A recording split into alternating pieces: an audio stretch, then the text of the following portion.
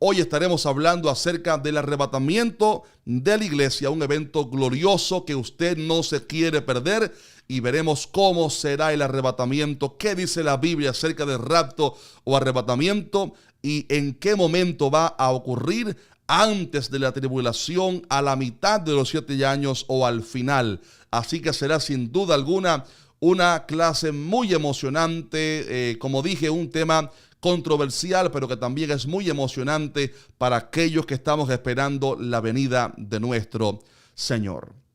Muy bien, en primer lugar, es importante reconocer que la palabra del Señor está fundamentada en el Nuevo Testamento, en el hecho glorioso que explica Juan capítulo 1, que el Verbo fue hecho carne. Cristo, el Hijo de Dios, Jesús, vino a la tierra, se hizo carne, se hizo hombre como nosotros para venir a ser el postrer Adán y dar su vida en la cruz del Calvario, como la palabra enseña, para que todo aquel que en él cree no se pierda, mas tenga vida eterna. Por esto, la palabra establece que Cristo Jesús, el Hijo de Dios, vino, se hizo carne, murió por nuestros pecados, mas él resucitó al tercer día y está sentado a la diestra de Dios Padre.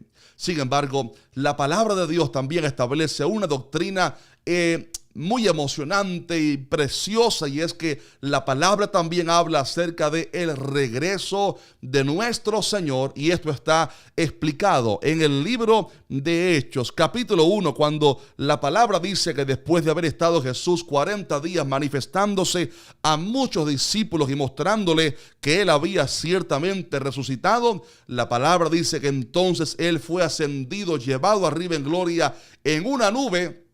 Y los discípulos quedaron perplejos ante aquel escenario, ante aquello que habían visto su Señor siendo levantado en una nube, y lo vieron desaparecerse de su vista, porque él ascendió y se sentó a la diestra de Dios Padre. Pero dice la palabra en Hechos capítulo 1 y versículo 10, que estando ellos con los ojos puestos en el cielo, entre tanto que él se iba, he aquí se pusieron junto a ellos 2 varones con vestiduras blancas, los cuales también les dijeron: varones Galileos, ¿por qué estáis mirando al cielo? Y aquí viene la promesa gloriosa de la cual Jesús ya había hablado en varias ocasiones, pero que ahora los ángeles lo profetizan y dicen: este mismo Jesús, aleluya, que ha sido tomado de vosotros al cielo, así vendrá como le habéis visto ir al cielo. Y aquí está esta promesa maravillosa. Por esto la iglesia de Cristo no solamente predica que Cristo vino y murió por nuestros pecados, que resucitó y que fue ascendido arriba en gloria, sino que la iglesia verdadera también enseña que Él regresará pronto. Si usted lo cree conmigo, deje un fuerte like al video y escriba abajo en los comentarios: yo creo que Cristo viene pronto. Póngalo ahí en el comentario: yo creo que el Señor pronto regresará.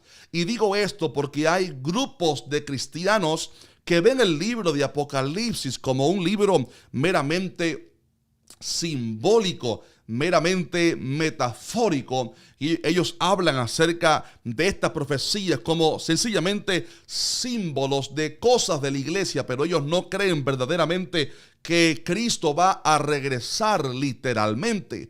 Otros atribuyen las profecías a lo que ya pasó en el pasado, en el tiempo de la iglesia primitiva. Pero déjenme decirle, el derramamiento del Espíritu Santo, la venida del Espíritu Santo, lo cual ocurrió en Pentecostés, no fue la segunda venida de Cristo. Estas profecías colocadas especialmente en el último libro de la Biblia, el libro de Apocalipsis, son en su mayoría profecías que aún no se han cumplido, y una de esas profecías gloriosas es que Cristo Jesús regresará literal y visiblemente otra vez, por segunda vez, ¿a qué? A establecer en la tierra su reino milenial. ¿Cuántos alaban a Dios por eso en esta noche? Sí, Cristo Jesús regresará por segunda vez. Él va a regresar, y dice la palabra: y todo ojo le verá. Este evento es la segunda venida de Cristo. Sabemos por la palabra que antes de la segunda venida habrá un periodo de 7 años, oiga esto porque esto es bien profundo, 7 años de tribulación y gran tribulación, donde, como usted sabe, se va a manifestar el anticristo, el cual va a reinar en la tierra bajo una dinastía, bajo un gobierno malvado, prometiendo paz y seguridad, lo cual solamente Cristo puede ofrecer, y será un tiempo de persecución.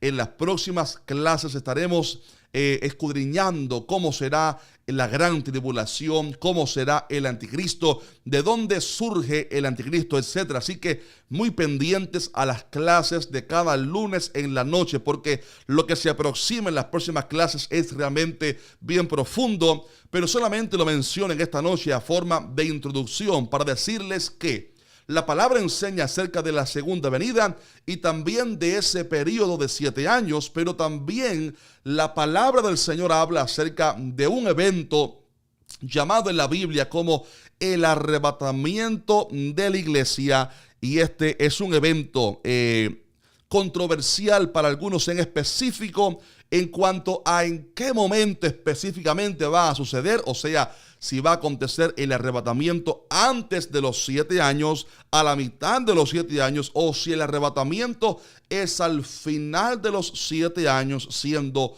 acaso un mismo evento con la segunda venida de Cristo.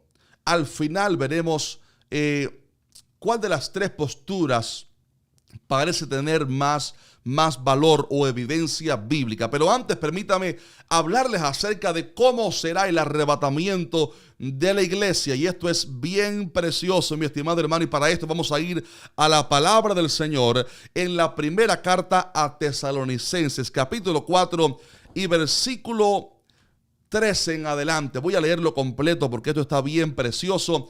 Y dice la palabra del Señor de la siguiente manera: tampoco queremos, dice Pablo, tampoco queremos, hermanos, que ignoréis acerca de los que duermen, para que no os entristezcáis como los otros que no tienen esperanza. Hago una pausa aquí. El que no tiene a Cristo ve la muerte como el final y no tiene esperanza, pero gloria a Dios que los cristianos sí tenemos esperanza. Y dice ahora: porque si creemos que Jesús murió y resucitó, así también traerá a Dios con Jesús a los que durmieron en él. Por lo cual os decimos esto en palabra del Señor, que nosotros que vivimos, que habremos quedado hasta la venida del Señor, no precederemos a los que durmieron. Y aquí viene la promesa preciosa acerca del arrebatamiento de la iglesia, cuando dice: porque el Señor mismo, con voz de mando, con voz de arcángel y con trompeta de Dios, descenderá del cielo, y los muertos en Cristo resucitarán primero. Y dice: luego nosotros, los que vivimos, los que hayamos quedado, seremos arrebatados juntamente con ellos para recibir al Señor en el aire, y así estaremos siempre con el Señor. Y termina diciendo: por tanto, alentaos los unos a los otros con estas palabras. He aquí, mi estimado hermano, la promesa gloriosa del arrebatamiento de la iglesia. Quiero explicarles a continuación cómo será este evento glorioso. Aquí encontramos 2 eventos, o sea, 2 aspectos poderosos, 2 cosas que van a acontecer en el momento del arrebatamiento, cuando Cristo venga en las nubes. Más bien son 3. Número 1, la palabra enseña que Cristo Jesús vendrá en las nubes, y note que en el arrebatamiento Cristo no viene a la tierra literalmente, sino que Él viene a las nubes. Y una vez que el Señor desciende a las nubes en el día y la hora que nadie sabe, es ahí entonces cuando suceden 2 cosas maravillosas. Una vez que el Señor da su voz, dice la palabra en el versículo 16, que el Señor mismo, con voz de mando, con voz de arcángel y con trompeta de Dios, dice, descenderá del cielo. O sea, Cristo viene en las nubes, y el Señor va a dar su voz de trompeta. ¿Cómo será la voz de Cristo? Que Juan la escuchó, dice que era como muchas aguas. ¿Cómo será la voz del Señor potente? Que dice que es como con voz de mando, con voz de arcángel y con trompeta de Dios. Y cuando Cristo dé su voz de mando, de potencia, van a acontecer dos eventos maravillosos. Lo primero es que dice la palabra que los muertos en Cristo resucitarán primero. Déjenme explicarles algo poderoso. ¿Quiénes son los muertos en Cristo? Hay personas que creen que los muertos en Cristo son únicamente aquellos cristianos que han muerto después de la muerte y resurrección de Cristo Jesús. Sin embargo, creemos que esta resurrección incluye también a los santos del Antiguo Testamento, porque aunque aún no había venido Cristo, ellos murieron con la esperanza puesta en el Mesías que vendría. Por eso la palabra dice en Hebreos 11 que ellos murieron sin recibir lo prometido, hablando en singular, por lo cual no hablaba ahí acerca de las promesas como el Isaac, el hijo de la promesa, promesas que sí recibieron, pero habla en singular acerca de el Mesías. No recibieron lo prometido, sino que dice la palabra que ellos murieron saludando la promesa y proclamando, creyendo que eran extranjeros y peregrinos en la tierra. Y es que todos aquellos antiguos del Antiguo Testamento, valga la redundancia, tuvieron revelación de que un día vendría el Mesías. Por esto, una vez Jesús dijo a los judíos, Abraham vuestro padre se gozó de que habría de ver mi día, y dijo el Señor, y lo vio y se gozó. O sea, Jesús dio evidencia de que de alguna manera Abraham tuvo revelación profética acerca del día que vendría el Mesías, y él pudo verlo proféticamente y se gozó de esa llegada. Por esto la palabra habla acerca de el espíritu de los justos hechos perfectos. Les recomiendo que vea después del video un video que hice acerca de qué era el seno de Abraham y dónde fue Jesús después de su muerte, o sea, dónde estuvo su espíritu entre su muerte y la resurrección. Un video sumamente profundo que les recomiendo que lo vea después de para que comprenda este misterio acerca de qué pasó con los espíritus de aquellos hermanos del Antiguo Testamento, del Antiguo Pacto. Pero dice la palabra que los muertos en Cristo, y ya expliqué que esto habla acerca de todos aquellos santos, tanto del Antiguo Testamento como del Nuevo, que han muerto con la esperanza puesta en Cristo. Los muertos en Cristo, dice la palabra, resucitarán primero. Y he aquí el primer evento que va a suceder una vez que Cristo venga en las nubes en el momento del arrebatamiento. Los muertos en Cristo resucitarán. Y aclaro aquí algo bien profundo, y es que hay personas que creen que el alma de los cristianos, digamos que se duerme en el momento de la muerte, por lo cual ellos no creen que el alma va al cielo. Pero la Biblia da evidencia de que si somos cristianos y el cuerpo muere, el alma viaja directamente a la presencia del Señor. Tanto así que Pablo una vez dijo: hermanos, tengo deseos de partir y estar con Cristo, lo cual es muchísimo mejor. También la palabra dice: sabemos que así este tabernáculo se deshiciere, tenemos de Dios un edificio no hecho de manos, eterno en los cielos. Por lo cual la palabra da evidencia de que cuando un cristiano muere, su alma no se duerme, sino que viaja a la presencia del Señor. Sin embargo, vendrá un día cuando los cuerpos de los santos van a resucitar. Y alguien preguntó una vez: pastor, pero si las almas van al cielo, ¿para qué entonces hace falta resurrección de los cuerpos? Y la respuesta es que la salvación de Cristo no solamente da promesa para el espíritu o el alma, sino también para el cuerpo, porque somos tripartitos: espíritu, alma y cuerpo. Y el pecado, digamos que arrasó, trajo maldición a todo, trajo muerte espiritual, muerte al alma, o sea, muerte emocional, tristeza, pero también la muerte física. Y por esto, aunque el que está en Cristo es nueva criatura, su espíritu es una nueva criatura, tenemos comunión con Dios y tenemos promesa de vida eterna, aún así el cuerpo muere a causa del pecado, o sea, como fruto o como efecto del pecado. Y es por esto que está prometido en la palabra que un día los cuerpos de los santos van a resucitar, y esto será en el momento glorioso del arrebatamiento de la iglesia. Y mire cómo dice el versículo 14, este versículo es precioso. Dice la palabra: porque si creemos que Jesús murió y resucitó, oiga lo que dice ahora, así también traerá Dios con Jesús a los que durmieron en él. Note cómo habla de que traerá. ¿De dónde vienen? Del cielo. Porque las almas de los santos ya están en el cielo. Pero cuando venga Cristo en el arrebatamiento, Él no vendrá solo, sino que vendrá con las almas de aquellos santos. Por eso dice, traerá Dios con Jesús a los que durmieron en él. Y cuando Cristo venga en las nubes con las almas de los santos, tanto del Antiguo Testamento como del Nuevo, será en ese entonces que Cristo dará su voz potente. Él dará su voz de victoria, esa voz que es como una espada de doble filo que sale de su boca. Aleluya. Él dará su voz potente, y cuando Él habla, algo maravilloso va a acontecer.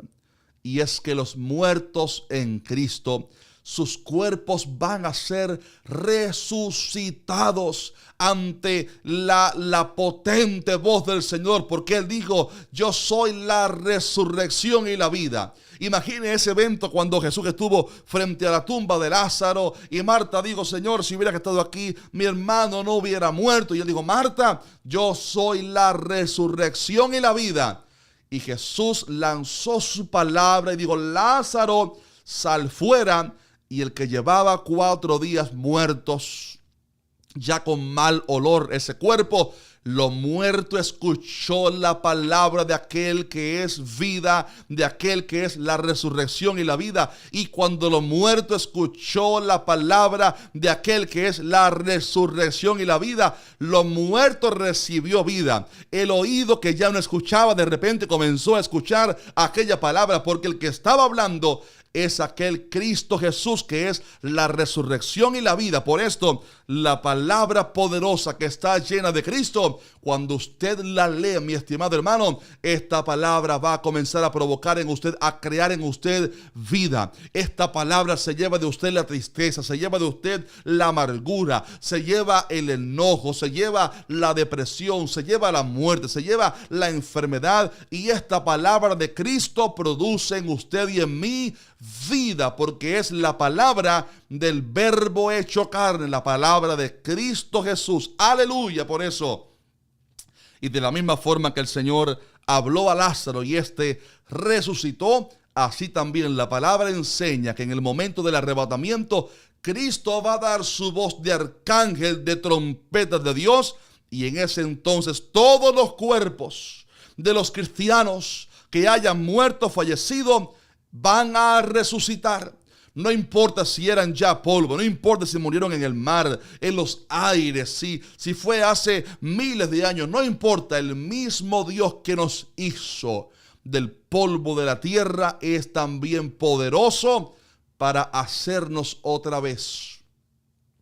Y van a resucitar los cuerpos de los santos. Oiga esto.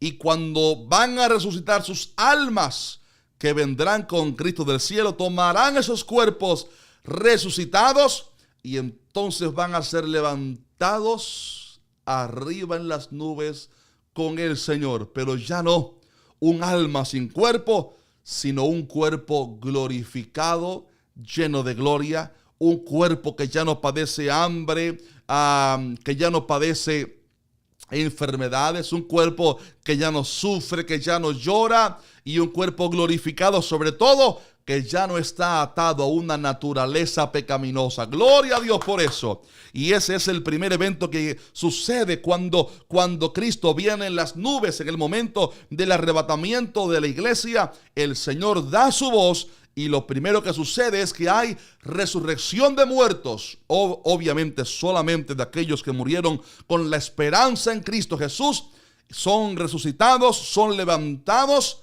Pero aquí viene la enseñanza acerca del segundo evento glorioso que la palabra enseña que va a acontecer, y es que mientras ellos van siendo levantados en un instante, dice la palabra de esta manera gloriosa: y los muertos en Cristo resucitarán primero, y dice, luego nosotros, los que vivimos, los que hayamos quedado, seremos arrebatados juntamente con ellos en las nubes para recibir al Señor en el aire. Aleluya. Y así estaremos para siempre con el Señor. Y aquí se cumple, mi estimado hermano, una promesa que el apóstol Pablo explicó en Primera de Corintios, capítulo 15 y versículo 51, cuando la palabra dice de la siguiente manera: he aquí os digo un misterio. Esto es un gran misterio. No todos dormiremos. O sea, no todos vamos a morir. No todos, no. Pero todos seremos transformados en un momento, en un abrir y cerrar de ojos a la final trompeta. Note lo que Pablo dice aquí: no todos dormiremos, pero todos seremos transformados. Aquí explica esto, que en el momento del arrebatamiento, los hermanos que ya murieron, sus cuerpos van a ser transformados en el aire, revestidos de gloria, un cuerpo semejante al de Cristo en su resurrección. Pero habremos algunos que estaremos vivos para ese entonces. Y aquí viene lo maravilloso. Cuando sucede el momento del arrebatamiento de la iglesia, aquellos hermanos que estemos vivos en ese entonces, oiremos también la voz de Cristo como voz de trompeta. No sé si estaremos en un culto, en el trabajo, durmiendo, pero aquellos que somos de Cristo vamos a escuchar esa voz poderosa, y en un instante, dice la palabra, en un abrir y cerrar de ojos, aleluya, seremos arrebatados. Aquí la palabra original es arpazo. Seremos arrebatados, gloria a Dios, y seremos en el aire entonces transformados. Qué maravilloso será eso, de repente mirarse uno en el aire siendo transformado, recibiendo un cuerpo glorificado. Insisto, ya no un cuerpo atado a una naturaleza pecaminosa, ya no un cuerpo atado a enfermedades, no, un cuerpo ahora glorificado, revestido de gloria. Seremos transformados en el aire, y junto con esos hermanos que habrán resucitado, seremos juntos levantados en el aire para recibir al Señor en el aire. Y cuando recibamos al Señor en el aire, iremos, ¿sabe usted dónde?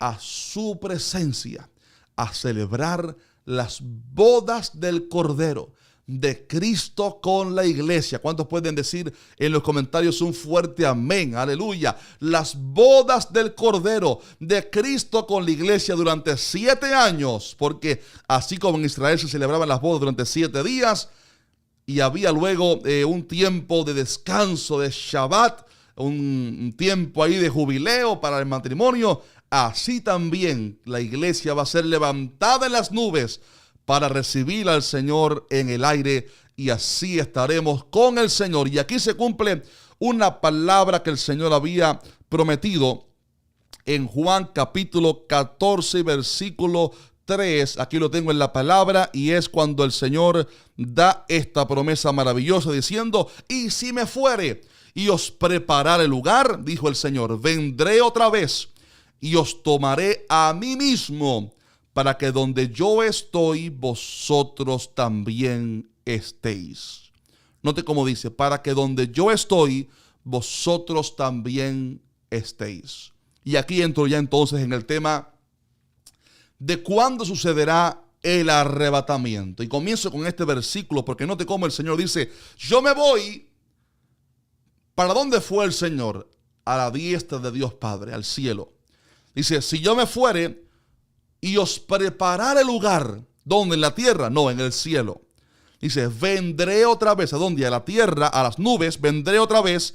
Dice, y os tomaré a mí mismo. Esto habla de el arrebatamiento. El arrebatamiento, el Señor nos llama, el Señor nos toma hacia las nubes. Él viene hasta las nubes y llama a su iglesia. Dice, y os tomaré a mí mismo. ¿Con qué propósito? ¿Para venir a la tierra? No, dice, para que donde yo estoy, vosotros también estéis. Hay tres posturas distintas con respecto a el arrebatamiento de la iglesia. Como ya dije en el principio, hay hermanos que creen erróneamente, muy erróneamente, esto sí es algo bien crítico, que el Apocalipsis es un libro meramente simbólico que no habla de profecías que vendrán. Es triste pensar así, porque para ellos no hay profecías que esperar. Todo se ha cumplido ya, pero qué tremendo es que hay profecías en la palabra que aún no se han cumplido porque están preparadas para el tiempo del fin. Ellos, por ejemplo, no creen que el Señor regresará por segunda vez, no creen en el arrebatamiento de la iglesia. Otros, como ya dije, creen que todo, aunque no era simbólico, ya aconteció todo en el tiempo de la iglesia primitiva. Pero cuando leemos la historia y le comparamos con la Biblia, vemos que es imposible. Hay profecías que todavía no se han cumplido. Cristo no ha regresado por segunda vez. El anticristo todavía no se ha manifestado. Todavía no ha comenzado el milenio. Todavía no ha comenzado un reino semejante en la tierra. Todavía no hay verdadera paz en esta tierra, como la palabra enseña que acontecerá cuando Cristo regrese a establecer su reino milenial. Por lo cual no son meras cosas simbólicas ni eventos o profecías que ya pasaron tiempo atrás. Son profecías que van a cumplirse muy pronto, pero que todavía no se han cumplido. Y la mayoría de cristianos creo que creemos este punto de que son profecías que aún están por venir. Ahora bien, de estos cristianos que creemos en la segunda venida de Cristo y en el arrebatamiento, todos creemos que va a haber un arrebatamiento. Todos creemos que el Señor vendrá por segunda vez. Creemos también que habrá una gran tribulación, un anticristo, etc. Pero el punto de conflicto con respecto a el arrebatamiento, y es triste que hay gente que no le gusta que se hablen de estos temas, pero con respecto al arrebatamiento hay tres posturas distintas. Hay algunos que dicen, bueno, el arrebatamiento y la segunda venida son un mismo evento. O sea, la iglesia pasará por los 7 años donde el anticristo va a reinar. Y aquí bajo un poquitico el tono y la velocidad para explicar esto de una manera bien detallada. Los hermanos que creen que el arrebatamiento y la segunda venida son un mismo evento, ellos creen que la iglesia pasará por todos los 7 años del anticristo y la gran tribulación. Ellos creen que el anticristo sí perseguirá a la iglesia y que Mateo 24 es un mensaje a la iglesia: huyan porque vendrá el anticristo. Ellos creen que el arrebatamiento es como que la iglesia sube en el arrebatamiento e inmediatamente la iglesia otra vez desciende con Cristo para reinar. No es una postura que es una herejía, pero creemos que está incorrecta y veremos a continuación por qué. Pero ellos creen que el arrebatamiento será al final de los 7 años, por lo cual ellos no están esperando la segunda venida, ellos están esperando al anticristo. Lo tremendo de esto es que si fuera así, entonces el arrebatamiento no sería como algo inminente, o sea, no sería algo inesperado, sino que sería algo que pudiéramos, digamos que contar o saber el tiempo, porque la palabra da evidencia de que el anticristo reinará durante 7 años, por lo cual sencillamente hay que ver cuándo es que se manifiesta el anticristo y de ahí entonces contar 7 años a los 3.5, bueno, aquí comienza la gran tribulación, y al final de los 7, bueno, listo que ya viene el Señor. Pero cuando la palabra habla acerca del arrebatamiento, habla acerca de algo que será inminente, o sea, algo que la gente le va a tomar por sorpresa. Sí, por lo cual ellos creen que será todo al final. Bien, hay otros que dicen, bueno, el arrebatamiento y la segunda venida son dos eventos distintos, pero no será antes de los 7 años, sino a la mitad de los 7 años, por lo cual, dicen ellos, la iglesia estará presente cuando se manifieste el anticristo y va a estar reinando el anticristo con la iglesia durante 3 años y medio. Y entonces, antes que venga la ira de Dios, la iglesia va a ser levantada. Este argumento tiene un poco más de base que aquel otro que les dije de los posts. Este argumento de que la iglesia es levantada a la mitad de los 7 años tiene un poquitico más de base bíblica, pero creo que hay más evidencia bíblica para la tercera postura, y es la que establece que la iglesia va a ser arrebatada al cielo no después de los 7 años, no a la mitad de los 7 años, sino antes de los 7 años, o sea, antes que se manifieste el anticristo. Es posible que tengamos que hacer una segunda clase acerca de esto, porque es un tema bien profundo, pero creemos que el arrebatamiento es primero que todo. El arrebatamiento es antes de la manifestación del anticristo, antes de los 7 años. Primero es el arrebatamiento, y queremos explicarles por qué. Voy a darles solamente algunos argumentos bíblicos, aunque hay otros muchos en la palabra. Número 1, tenemos el argumento de que los 7 años donde va a reinar el anticristo son un trato de Dios específicamente con Israel, no con la iglesia. Es importante conocer el plan de Dios para con Israel, para que podamos comprender el plan de Dios con la iglesia. Quiero mostrarles el pasaje de Daniel, capítulo 10, donde el ángel que viene a darle la profecía de las 70 semanas, le dice en el versículo 14, aquí lo subrayo, dice el ángel: he venido para hacerte saber lo que ha de venir a tu pueblo en los postreros días, porque la visión es para esos días. Sabemos por la palabra que el ángel le habló a Daniel acerca de un plan de Dios para con Israel basado en 70 semanas de años. 70 semanas de años, o sea, 490 años.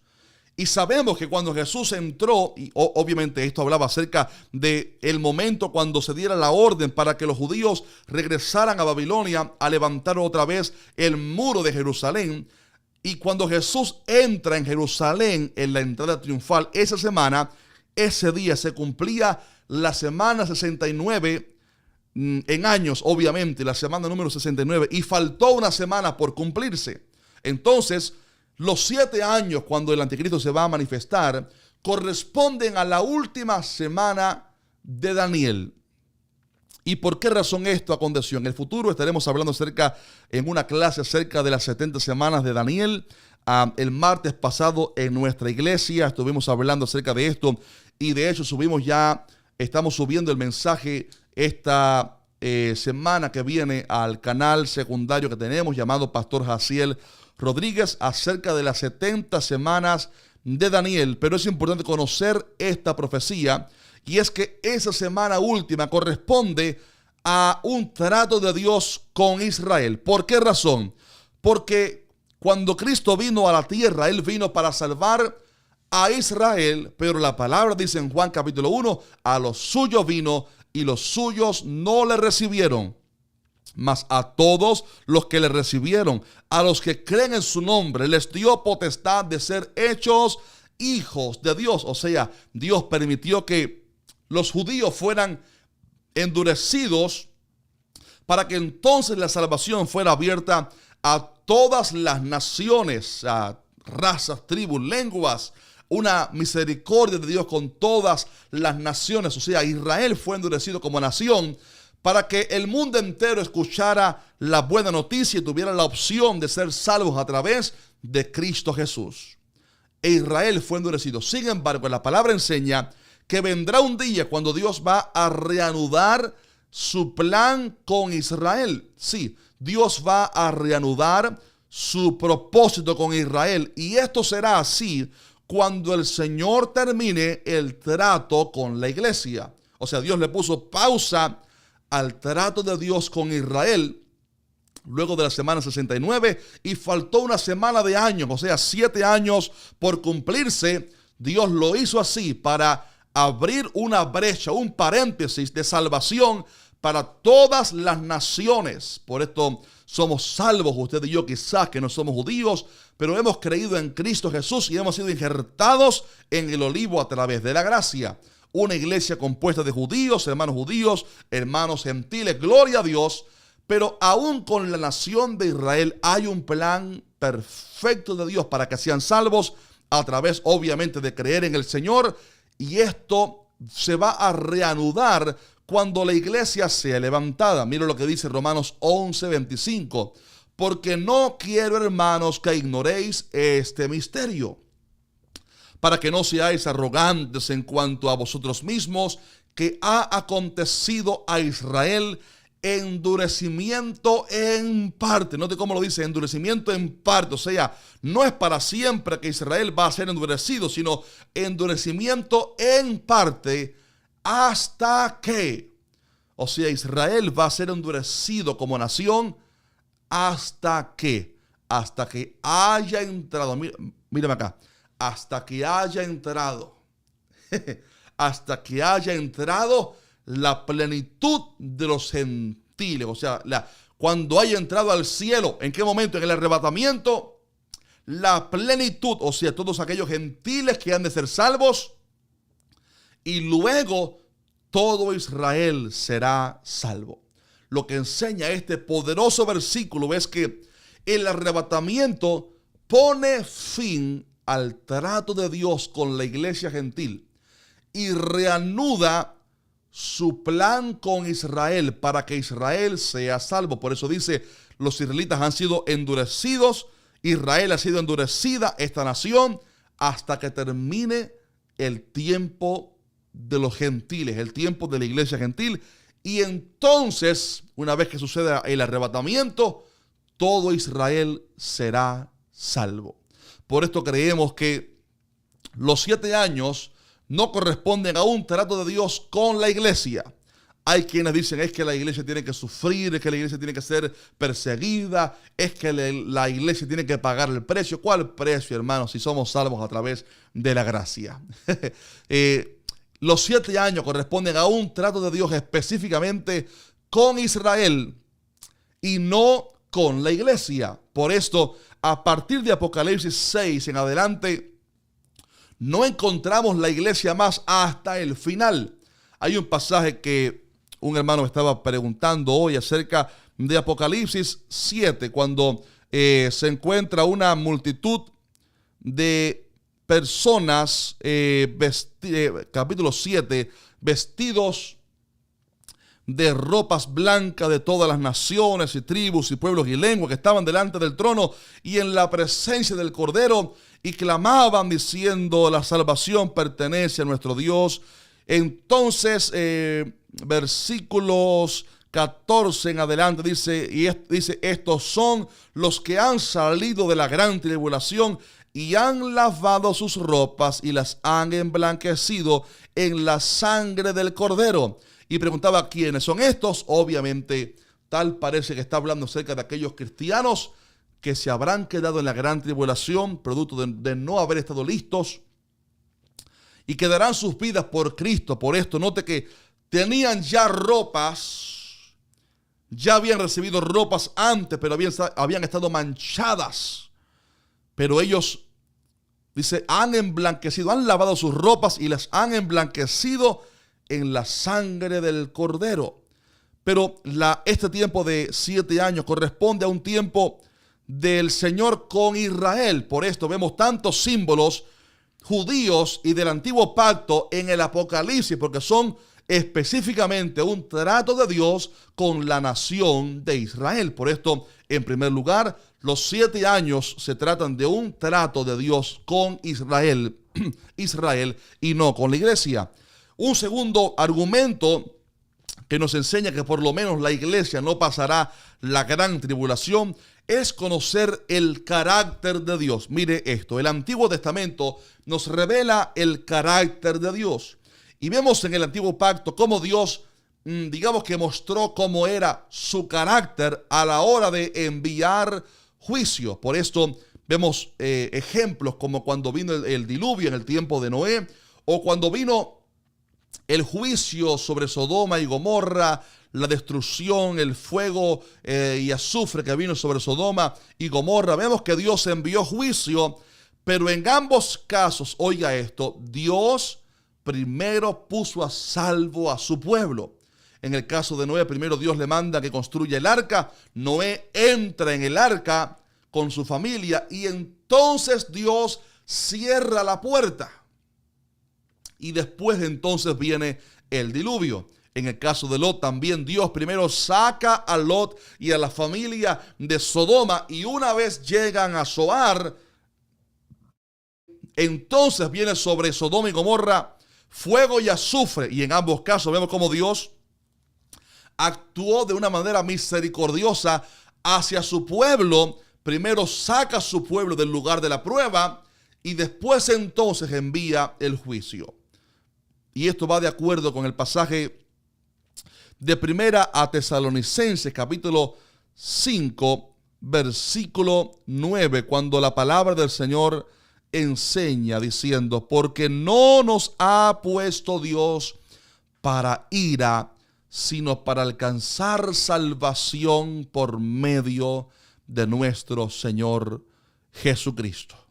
Y aquí habla, note, acerca del tiempo de la gran tribulación, porque algunos hablan, dicen, aquí habla acerca de el infierno. No, aquí habla de la gran tribulación. Note cómo habla en el versículo 1 en adelante acerca del tiempo final, el anticristo. Versículo 3, cuando digan paz y seguridad, entonces vendrá sobre ellos destrucción repentina, como los dolores a la mujer encinta, y no escaparán. Mas vosotros, hermanos, no estáis en tinieblas para que aquel día os sorprenda como a ladrón.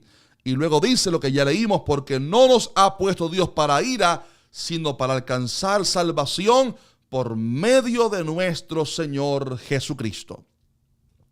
Hay cristianos que creen que la iglesia pasará por la gran tribulación. Yo creo que bíblicamente hay evidencia de que no. Así como Dios primero salvó a Noé para luego enviar el juicio, así como Dios primero salva a Lot y a la familia para después entonces mandar el juicio, así también creo que primero el Señor levanta a la iglesia, pone a la iglesia a salvo en el evento del arrebatamiento, y entonces Él envía su ira. Es por esto que la palabra original en el griego usada para arrebatamiento es arpazo, que significa arrebatar por fuerza. Por esto, raptar, si es una palabra que es un sinónimo por lo menos, y no es por lo menos incorrecto mencionarla. Pero arrebatamiento habla de arpazo, arrebatar con violencia, y habla, por ejemplo, poniendo una ilustración, un niño que está jugando en la calle y viene de repente un camión en la calle y alguien lo arrebata por fuerza para ponerlo a salvo, por amor y misericordia. Es el mismo concepto, misma palabra que se usa para hablar acerca de el arrebatamiento. ¿Por qué razón? Porque el mundo estará a punto de recibir el tiempo mayor de engaño de la manifestación del anticristo y luego el tiempo de la ira de Dios. Y producto de esto el Señor levantará ante su iglesia en el arpazo. Él levantará la iglesia para poner su iglesia a salvo en el cielo, celebrando las bodas del Cordero. Y esto va de acuerdo, mi estimado hermano, con lo que el Señor le dijo a la iglesia de Filadelfia en Apocalipsis capítulo 3. Esta iglesia que tipifica la iglesia del tiempo del fin, la iglesia verdadera, A esta iglesia el Señor le dice en el versículo 8, dice, yo conozco tus obras, dice, he aquí, he puesto delante de ti una puerta abierta, la cual nadie puede cerrar. Una puerta abierta, la cual nadie puede cerrar. Esta puerta tiene dos connotaciones. Primero, acerca del evangelismo, pero obviamente por el mensaje profético que demuestra esta iglesia de Filadelfia y por lo que simboliza para el tiempo del fin, vemos que esta puerta habla acerca del arrebatamiento, porque note lo que el Señor le dice, una puerta abierta la cual nadie puede cerrar. Y luego en el versículo 10 vemos un mensaje que va muy asociado a esta puerta abierta cuando dice, por cuanto has guardado la palabra de mi paciencia, dice el Señor, yo también te guardaré de la hora de la prueba que ha de venir sobre el mundo entero para probar a los que moran sobre la tierra. Y dice, he aquí, yo vengo pronto, retén lo que tienes para que ninguno tome tu corona. Medite un momento en este pasaje. La iglesia de Filadelfia, insisto, tipifica la iglesia verdadera del tiempo del fin, la iglesia que será arrebatada. Y a esta iglesia el Señor le dice, en primer lugar, he puesto, versículo 8, he puesto una puerta abierta delante de ti, la cual nadie puede cerrar. Y luego dice, por cuanto has guardado la palabra, por cuanto has guardado la palabra de mi paciencia, yo también te guardaré de. Note que aquí no dice, te guardaré en. Porque la palabra hay momentos que dice, cuando pases por las aguas, yo estaré contigo. Cuando pases por el fuego, la llama no te quemará. Pero aquí no dice, te guardaré en la hora, sino te guardaré de. O sea, te voy a guardar para que no pases, para que no estés en la hora de la prueba. Note cómo habla acerca de una prueba en singular. No habla de las pruebas de la vida, sino una prueba en singular. ¿De qué está hablando aquí? De la gran tribulación. Te guardaré de la hora de la prueba que ha de venir sobre Miami, no, sobre Filadelfia únicamente, no, sobre el mundo entero. Y esto va de acuerdo a lo que el Señor dijo acerca de la gran tribulación, que sería la mayor tribulación jamás vista en la historia en el mundo entero, algo abrasador, la mayor tribulación jamás habida en la tierra, por lo cual lo que el Señor le dice a esta iglesia habla de la promesa del arrebatamiento de la iglesia. Así que a esta iglesia el Señor dice, una puerta abierta. Ahora bien, grábese esa palabra, una puerta abierta. Apocalipsis, note esto, Apocalipsis 1, 2 y 3 es el mensaje, es la introducción y el mensaje a las 7 iglesias del Asia Menor. Oiga esto. Pero, esto es maravilloso. Capítulo 5 se muestra la apertura de los sellos. Repito eso. Capítulos 1, 2 y 3 de Apocalipsis habla acerca del mensaje a las 7 iglesias. Si usted no ha visto aún el episodio pasado de este estudio acerca del mensaje a las 7 iglesias, corra a verlo después de este. Ahí explicamos cada mensaje, qué significaba y por qué estas iglesias simbolizan la iglesia del Señor a través de estos 2000 años de historia. 2000 años de historia. Pero luego que termina el mensaje a las 7 iglesias, que eran iglesias que existieron en ese momento, 1, 2 y 3, capítulos 1, 2 y 3. Luego en el capítulo 5, falta el 4, recuérdelo. En el capítulo 5 se abre el primer sello. Y el primer sello es la manifestación del anticristo. La pregunta es, ¿qué aparece entonces en el capítulo 4? Repito eso para los que no lo hayan captado. Capítulo 1, 2 y 3 de Apocalipsis es el mensaje a las 7 iglesias. Y repito, las 7 iglesias tipifican la iglesia del Señor en estos 2000 años de historia. En el capítulo 5 se abre ya el primer sello, que es la manifestación del anticristo. Entonces, ¿qué sucede en el capítulo 4? Disfrute esto. Capítulo 4. dice la palabra, dice el apóstol Juan, después de esto, miré y he aquí una puerta abierta en el cielo. ¿Cuál puerta abierta? La misma que el Señor le había prometido a la iglesia de Filadelfia. Miré, dice, después de esto, o sea, después del tiempo de las 7 iglesias que tipifican o simbolizan el tiempo de la gracia para el mundo gentil, después de esto, miré y he aquí una puerta abierta en el cielo. Dice, y la primera voz que oí, Juan escucha una voz, dice, como de trompeta, hablando conmigo. Note cómo él describe la voz del Señor, que él escucha en ese momento como una voz de trompeta, similar a lo que dice la palabra, porque el Señor mismo, con voz de mando, con voz de arcángel y con trompeta de Dios descenderá del cielo. O sea, esta voz de trompeta habla acerca del arrebatamiento. ¿Y qué es lo que escucha él? Dice, esta voz habló conmigo y me dijo, sube acá. Desde el cielo, una voz le dijo, sube acá. Dice luego en el versículo 2, y al instante yo estaba en el Espíritu, y he aquí un trono establecido en el cielo, y en el trono uno sentado. Mi estimado hermano, si usted todavía no lo ha captado, aquí lo que Juan experimentó es un evento tipo del arrebatamiento. ¿Qué ocurre en el capítulo 4? La profecía del arrebatamiento. Una puerta abierta, una voz como de trompeta, una voz que le dice sube acá, y al instante, similar a lo que dice acerca del arrebatamiento de la Biblia, que será en un abrir y cerrar de ojos, Juan se ve de repente en el cielo. Esto está profetizando aquí, mi estimado hermano, el arrebatamiento glorioso de la iglesia. Por esto creemos que el arrebatamiento será antes de los 7 años. Pero hay un último argumento, no se vaya que ya casi finalizamos, un último argumento poderoso y contundente.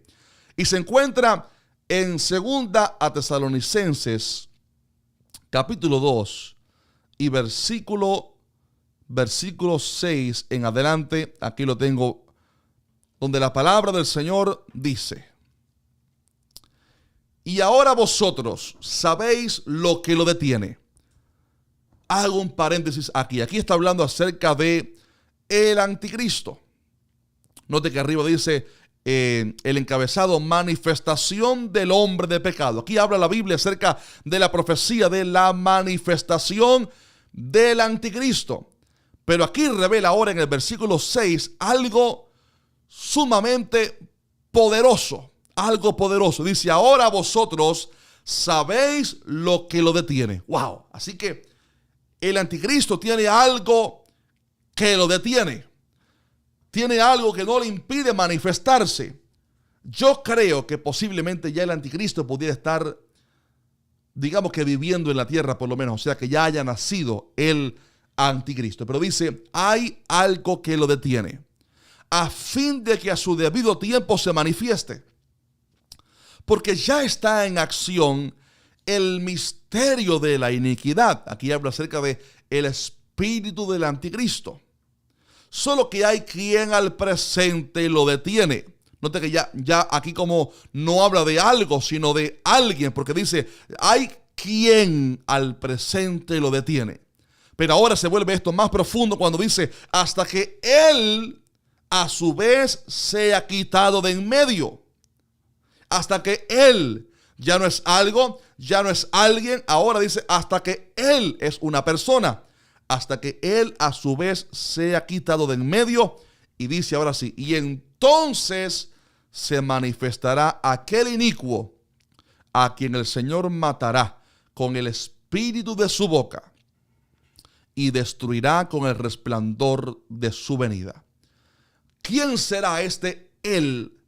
¿Quién será esta persona que evita la manifestación del anticristo?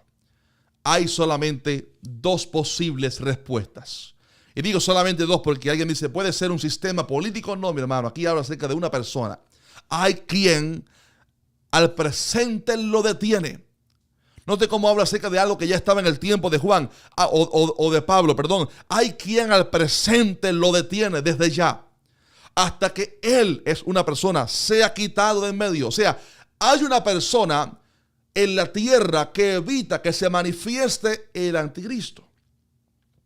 Pero que vendrá un día cuando será quitado de la tierra y entonces se manifestará el anticristo. ¿Quién es esa persona? Hay, como ya dije, solamente dos posibles respuestas, creo yo, ante esto. Número uno, pudiera ser el remanente, o sea, la iglesia de Cristo. Cristo dijo: sobre esta roca edificaré mi iglesia, y ni las puertas del Hades prevalecerán contra ella. La iglesia evita los planes del diablo.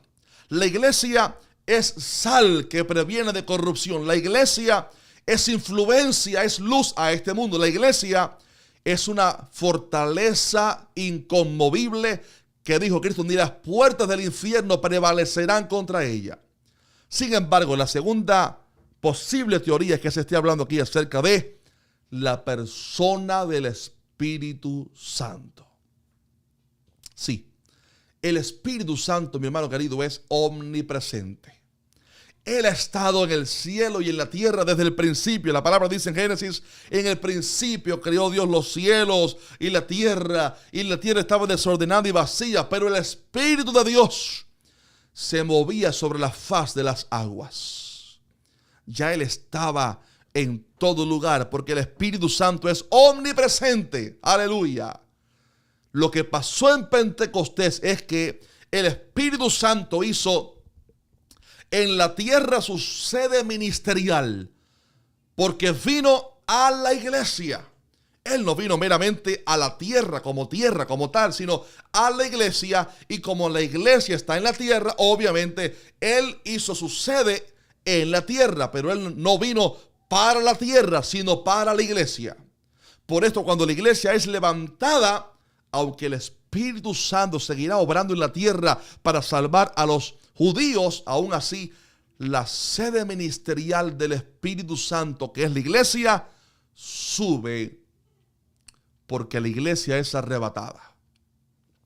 Y solamente cuando la iglesia sea levantada por el Espíritu Santo para encontrarse con Cristo en el cielo, será únicamente ahí, solamente ahí, cuando entonces el anticristo se va a poder manifestar. Pero este pasaje enseña que hasta que la iglesia no sea levantada, el anticristo no se puede manifestar. Y por esto, mi estimado hermano, creemos que el arrebatamiento es antes de la manifestación del anticristo. Por esto creemos que primero es el arrebatamiento.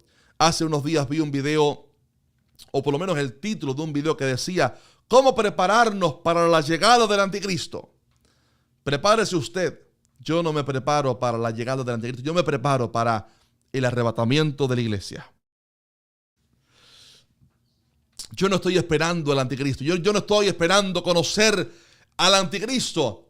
Yo no estoy preocupado por quién será el anticristo. Estoy preocupado, no preocupado, sino enfocado, mejor dicho, en estar listo para el arrebatamiento de la iglesia, porque creemos que será lo primero. Primero Cristo levanta la iglesia y luego todo lo demás ocurre. Se manifiesta el anticristo, viene la gran tribulación, el tiempo de ira, y entonces después, al final de los 7 años, Cristo Jesús regresa literal y visiblemente por segunda vez a la tierra con su iglesia a reinar 1000 años en la tierra.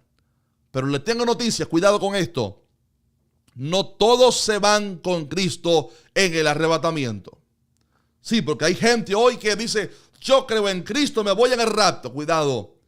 Al cielo se van aquellos que tengan sus ropas limpias, santas, sin manchas. La palabra dice en Apocalipsis 21: no entrará en ella ninguna cosa inmunda o que hace abominación y mentira, sino solamente los que están inscritos en el libro de la vida del Cordero. Ojo a esto, mi estimado amigo, porque yo sé que hay grupos, hay personas que ven mis videos que no son cristianos, simpatizan con las cosas de Dios, les gustan las cosas de Dios, pero aún no han dado el paso de fe, aún no han recibido a Cristo y miran los videos y les gustan las cosas de Dios, pero aún no han tenido el valor para decirle: Señor, entra en mi corazón y escribe mi nombre en el libro de la vida. Y le tengo noticias tristes. Si usted sigue postergando ese momento, vendrá el momento, tristemente, cuando sonará la trompeta, pero usted no la escuchará. Y será muy tarde. Por esto, si hay alguien mirando el video, esta transmisión, y aún no eres salvo, simpatizas con las cosas de Dios, pero aún no has dado el paso de fe, ahora mismo en tu lugar, ahora mismo, no mañana, no, ahora mismo, dile ahí en tu lugar: Señor Jesús, yo me arrepiento de mis pecados. Dígaselo ahí al Señor con fe. Reconozco que soy un pecador, entra en mi corazón, perdona mis pecados. Pídale: lávame con tu sangre. Me arrepiento, te confieso como mi Señor y Salvador, y escribe mi nombre en el libro de la vida. Reciba ahí a Cristo por fe. Hágalo hoy, su Señor y Salvador. Pero atención, porque también sé que hay hermanos en la fe que miran los videos, pero que hoy están lejos de Dios. Están viviendo en el pecado, están entregados a ciertos pecados, están viviendo de una manera que saben que su vida no agrada a Dios, no agradan a Dios. Y hay un grupo que son las vírgenes insensatas, que como se les acabó el aceite, no podrán entrar a las bodas. Y el aceite es tipo de la unción, y la unción se consigue en la comunión. O sea, los que se quedan son los que no tienen comunión con Cristo, los que han estado lejos de Dios, tienen un credo, una experiencia, un pasado, pero no tienen vivencia. Vuélvase hoy al Señor, mi estimado amigo. Hoy es el día de salvación. Reciba hoy a Cristo si aún no eres salvo, y si estás lejos de Dios, hoy vuélvete al Señor y pídele que Él otra vez te llene. Otra vez vuelve a la lectura de la palabra. Otra vez vuelve a orar. Otra vez vuelve a congregarte. Otra vez vuelve a buscar a Dios. Y llena tu lámpara otra vez de aceite. Dile: Señor, estoy seco, pero necesito que hoy me llenes de tu presencia otra vez. ¿Hace cuánto no oras? ¿Hace cuánto no lees la palabra? ¿Hace cuánto no te congregas? ¿Hace cuánto no tienes hambre y sed por Dios? Clama a Él, porque la palabra dice que Él viene por una iglesia, Efesios 5, 27, Él viene por una iglesia gloriosa. ¿Es usted una iglesia apagada? ¿Es usted una iglesia contaminada con el pecado? ¿O es usted una iglesia gloriosa? Es momento, mi estimado hermano, de prepararnos, porque pronto la trompeta sonará. Cristo viene por su pueblo y hay que estar listos. Y déjeme decirle algo, como ya enseñamos hace unas 2 o 3 clases atrás, las señales ya lo avisan. Cristo viene pronto por su pueblo, y óigalo bien, para el arrebatamiento no falta ninguna profecía por cumplirse. Cristo puede venir en cualquier momento. Y la gran pregunta es: ¿estamos listos? Esperemos que la respuesta sea sí, y si es no, es momento de prepararnos y ponernos a cuentas con el Señor. Que Dios te bendiga mucho. Si te bendigo esta transmisión, déjanos un fuerte like. Compártela ahora mismo. Y te recomiendo que veas a continuación unos videos tremendos. Uno de ellos, el que ya les diga acerca de dónde fue el Espíritu de Jesús después de su muerte. Ahí explicamos algo bien profundo acerca de qué era el Seol, el seno de Abraham, un tema bien profundo. Y también les dejaré en la pantalla la clase pasada acerca de las 7 iglesias del Apocalipsis. Y por último, los que no han visto aún el video del miércoles pasado acerca del espíritu de Jezabel que está influenciando a la iglesia, necesitas verlo para que la iglesia abra los ojos. Cristo viene pronto y hay que ponernos a cuentas con Dios. Dios te bendiga mucho. Maranata, Cristo viene.